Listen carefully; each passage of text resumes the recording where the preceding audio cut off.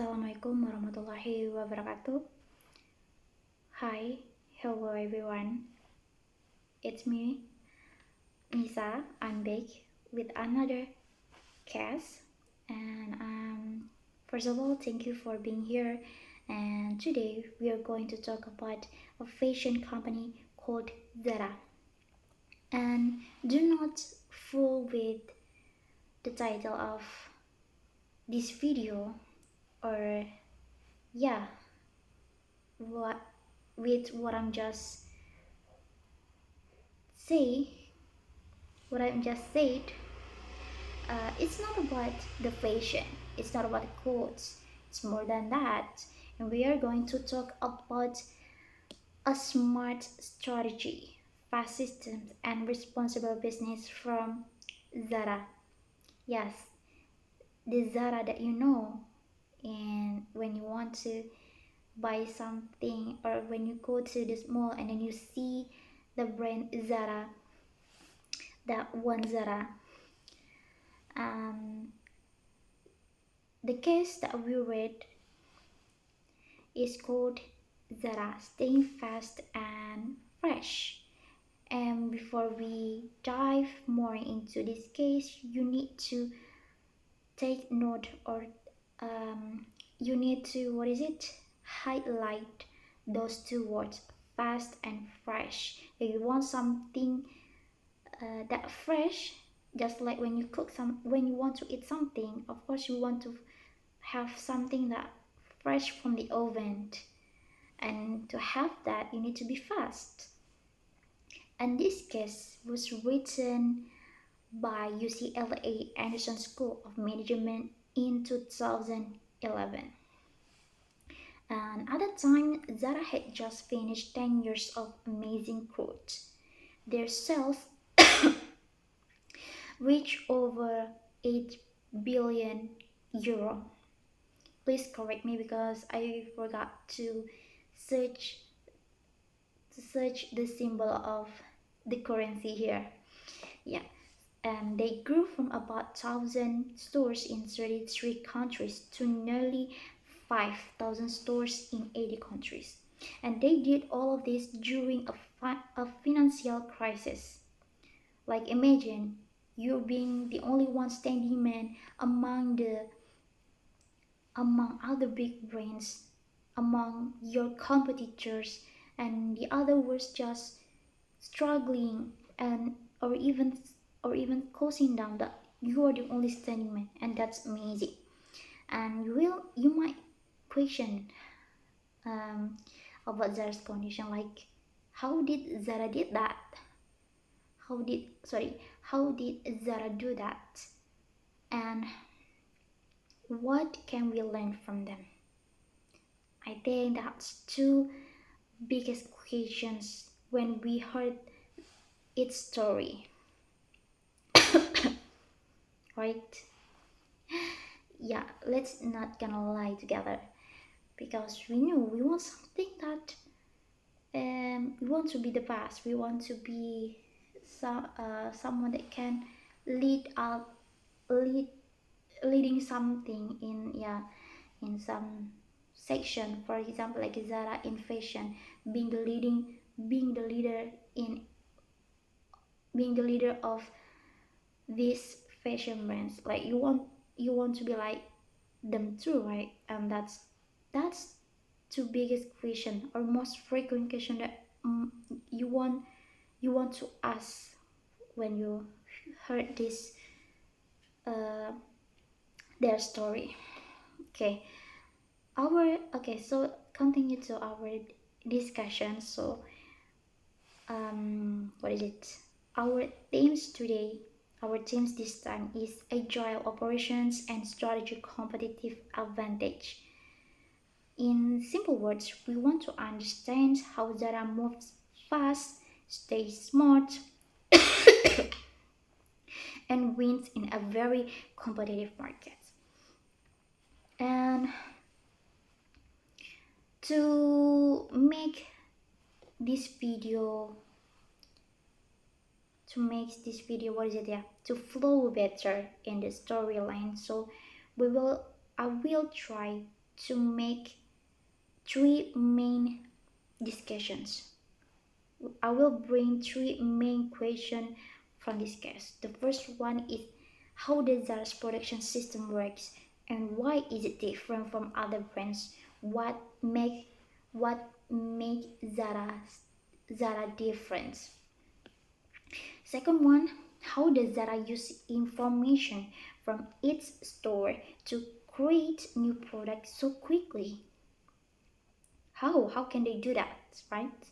And the last one, how can a company that produces so much product, so much clothing, also care about the environment? Because when we heard this, it's kind of like contradicting with each other.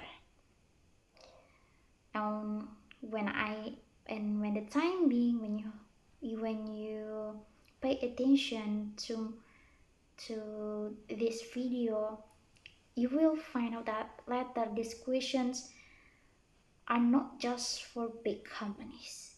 The lesson that we can get from Zara from this case here can apply to our small business too, even to schools and any organizations that wants to work better and of course smarter. And without further ado, let's begin for the first question. Okay, so the first question is what makes Zara different? To answer that, let's take a look at their business model. So if so, but uh, before we dive into their business model, I will I will tell you what or how the other big brands work business model in for the business model, yeah. So for most big brands or big companies like JAP or H&M, they send their productions to factories in Asia, like countries like China, Bangladesh, or Vietnam. The answer? It's very obvious because the labor there is very cheap compared to other continents like Europe or America, of course. In Asia is very cheap, and actually Indonesia could count it as one of the country that has cheap labor. Mhm. But Zara, this brand, yeah, this brand from Spain made a different choice. They they what is it? Yeah, they decide to what is it? To make to make their clothes pro what is it? Produce in Spain. So they make they make their clothes in Spain, which is their home base, and also the countries around their home base like Portugal, Morocco, and their home base, which is in Spain, make them very close. They can interact more quickly than any other brands because you don't need like weeks, months just to for clothes manufacturing. You can just days. You just spend days, not weeks or even months to do that. And the question is why did they do it? I mean, like, while the other companies want to what is it manufacture their clothes in other countries with where the labor cost is very cheap, but Zara made it the opposite. Why? The answer is speed, of course. They want to what is it to make from the menu cloth manufacturer to the headquarters to their home base is as close as possible because affected with their quality control, and also how they can, what is it, collect more informations because their homes and their factories, yeah, the clothes factories is really nearby. So that's that's their strategy. And if you if you if you what is it in if you're into fashion, you will you will find out that the pattern of most of the fashion brands do, like most fashion brands plan, yeah, most fashion brands plan their collections almost a year in advance. So what is it, yeah, from one collection to another collection is very uh, big, the gap between the two collections, like yeah, like yeah, there's the point is there's big gap between the new to the latest collection, and they did it by what is it, yeah, by just guessing, like they just guess what customers will want next season, and then order huge amounts of fabric and manufacture everything at once because they try to plan their collection just a year in advance. It's it's actually quite risk if you think about it, right? Because if they guess wrong, if you guess wrong what they want to, they will you will end up with mountains of unsold product, and you must sell them at big discounts. That's the last strategy. You want to sell your products, but Zara does the opposite. They try to, what is it, launch their product as fast as possible. So when they want to launch their collections, like they plan for a collection, they only plan about, let's say that they divide their collections with three parts. So they only plan about one third of the collection before the season starts. Like for example, this this idea or this new design actually for, let's say, for for spring around April. I'm sorry, yeah, like around April, but because they want to get to be ahead of the others, they try, like trial, yeah, like a trial. They just plan one third from their collections before the real season starts, and the other two thirds are during made during that season. And best and they did it, and they did that. They met their, what is it, their collections plan, the two-thirds that I just said, based on what customers are actually buying right now. So the one-third of the collections before the real season starts, yes, and the other two-thirds made during the season based on what customers are actually buying right now. And this system is called just-in-time production. You might you make things only when you need them, not before. This is a really smart move from Zara. And this is only possible because their factories are nearby. You couldn't do it if your factories are far away from you, because they need to process your information much longer than like Zara did. You they also produce basic items like t-shirts, simple jeans that has, yeah, plain color, like like men, they most of their days like like to wear a black t-shirt and just small simple jeans without what is it, without certain design or certain look. And yeah,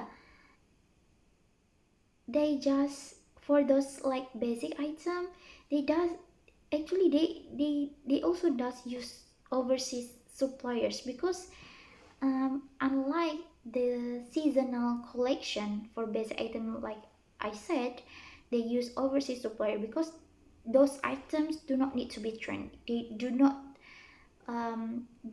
need to try to follow the trend, just to be cheap and available. So Zara, uh, what is it? Try to be ahead of the others, but also try to keep their costs at balance. So from the first questions, we what we can conclude is that being fast is sometimes more valuable than being cheap. So if you want to make a product, then don't just think about what is it, simple simple cap only have simple capital. Don't do that. Sometimes being fast is more valuable, and Zara choose speed over savings, and it worked. So let's continue for the other two questions. The second question is that what is it, how can they do that fast, right? Like how Zara can respond those informations into a quick response, a quick actions. So um, they try to receive information from the customer, from their stores, and then um, they try to build a system that those information that they get from their customers flow very quickly from stores back to the design team, back to the headquarters, and they do it in three steps. The first one is by daily sales data. So every day, every Zara stores sends sales information to headquarters in Spain every single day. So the team in headquarters can see exactly which products that selling well, which stocks are running out, or and which items are not moving at all. They give them a clear real-time picture of what customers want. Second, the next step is store manager feedback. Numbers alone are not enough. You need more information. By telling the headquarters this product, this product's sellings are blah blah blah blah blah, or perhaps like these products sold around 1000 pieces. That's information alone is not enough. In Zara, at Zara, they has uh, they have people at headquarters called commercials. They talk regularly with store managers around the world. Store managers spend every day on the shop floor talking to customers. They know what people are looking for, what style they want, and what kind of design that they looking for. And these human feedbacks, the manager store feedbacks, are not sorry, yeah, are what is it? Is very important. You're not just get the number, but also the feedback, the actual description of what the customer really want, and it's very important to the design process, to the designer. They will know exactly what they have to make, right? And the last step is that everyone in Zara works together in one place. So at Zara headquarters, the designer, the commercials, and the production planners, all of them are works are work in the same space, in the same place. It means that a conversation between a designer and store feedback specialist can happen in very small duration, and very what is it? Not duration. I mean, like, yeah, in very small time difference. Yeah, like in any minutes, they can make a valuable conversations, not only by days, by weeks, but in any minute they can do that. They can make in by the conversation they do, they can make a new idea.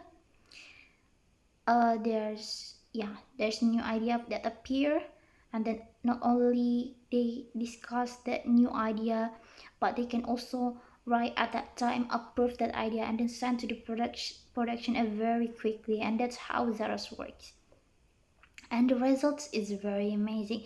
Zara, at, at just 1 year, Zara could create more than 1000 ideas. I think it's about like 24 new product ideas. And this case tells us and yeah, and also this case tells us the average Zara customers visit. Zara customer visits once a month, and while other customers of other brands visit only a few times a year. There's very big difference in it, right? And this kind of system that they built is kind of like clever psychological effect, because of how things move so fast in Zara. They kind of like create an urgency inside of their customers feeling, or yeah, uh, or hearts.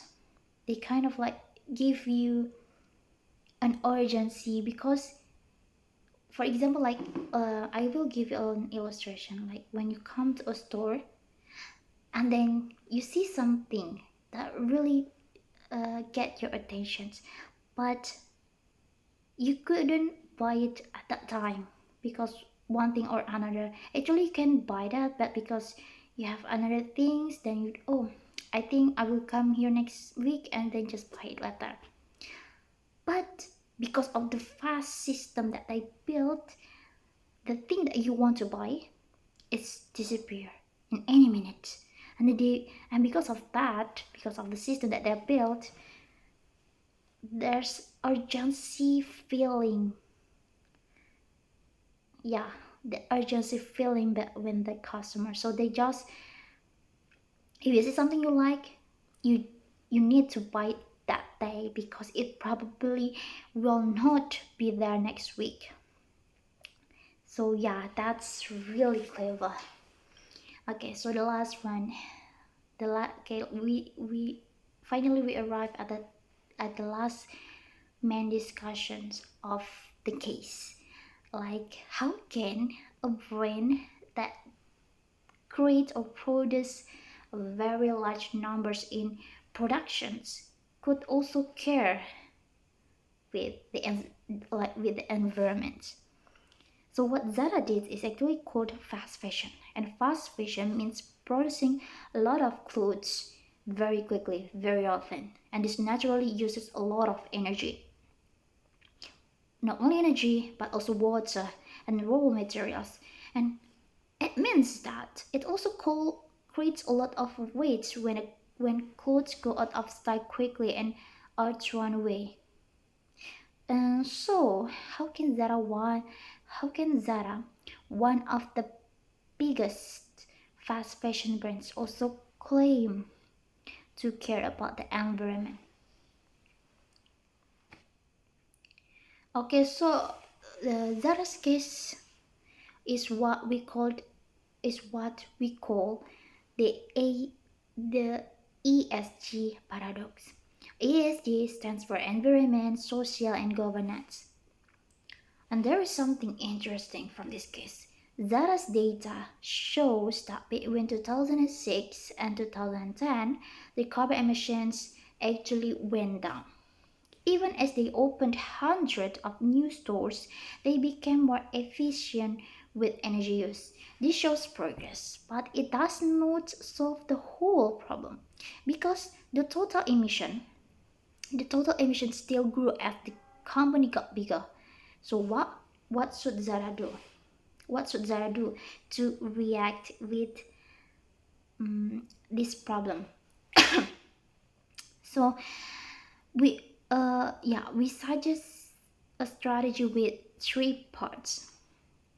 The first one, use the short supply chain as an environmental advantage because there are manufacturers close to home.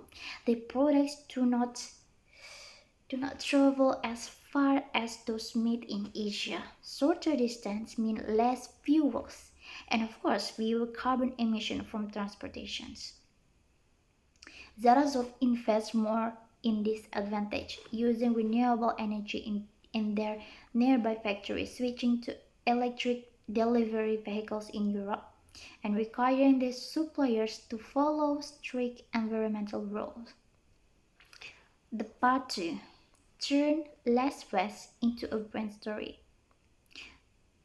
There's something that many people do not realize because Zara produces in small quantities and sells most of what it makes, it actually throws away. Yeah, it actually throws away the unsold clothing than traditional retailers. The guest mentioned that Zara's average discount is half that of comparable brands, meaning that far fewer clothes end up in clearance sale or landfills. Zara should communicate this clearly to customers. They can also add clothing collections programs in stores where the customers bring back old Zara items to be recycled into new fabric. And I think it will be a very good program if they continue to do that. Okay, and the last one, the part three. The part three for what is it there?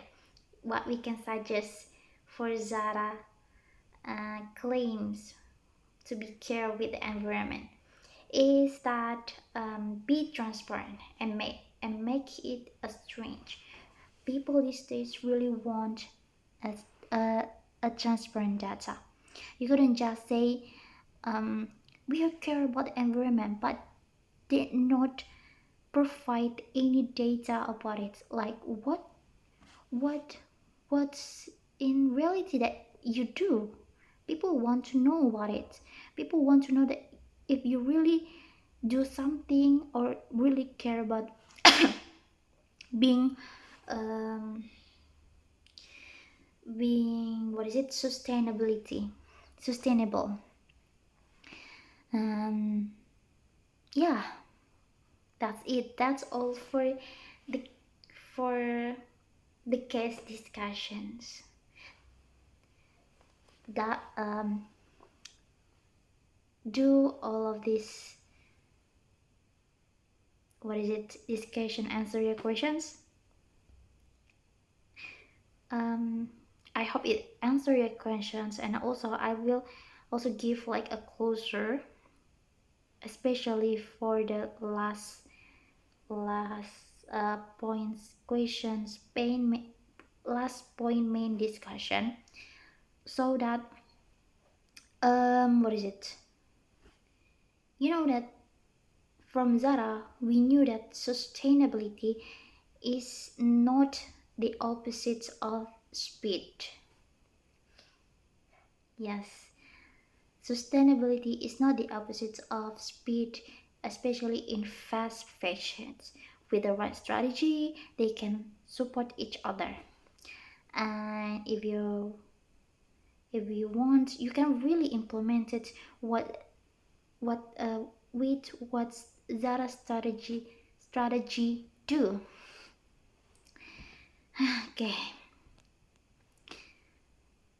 And what I really admire of Zara is that Zara is not only want to get the data from their stores, but also they try to listen more what their customer want to get, what their customers are looking for. So they try to fulfill their customers with their fast fashions. And also the fast fashion that they did is not just a fast fashions, they also care about the environment, which means very special, especially in this current situations that environment is kind of like sensitive topic, because we knew that our earth is not that health anymore. We need to do something to keep um, our earth safe, and we want to be more sustainable, because that's what we try looking to save the earth. And I think that's all for today. Thank you very much for your attention, and see you again next time. Wassalamualaikum warahmatullahi wabarakatuh.